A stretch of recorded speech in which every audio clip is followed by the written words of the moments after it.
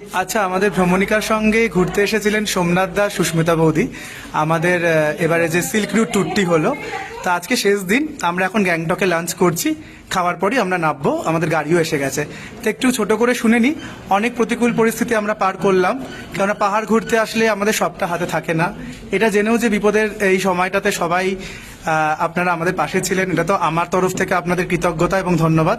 আপনারা যদি একটু বলেন কেমন কাটালেন এই 4টে দিন, সোমনাথ দা। আমাদের খুব ভালোই কেটেছে। প্রথম দিন আমরা ছিলাম হচ্ছে গিয়ে সিলারেগাঁও, তারপরে ছিলাম হচ্ছে ওভারঅল ফিডব্যাক খুব ভালো, ব্যবস্থাপনা খুব ভালো। তবে ওরা ভ্রমণিকা এখনো আস্তে আস্তে উঠছে, যখন আরো বেশি ভালো হবে, আরো বেশি অর্গানাইজ হবে, সবগুলো এটাই আশা করছি।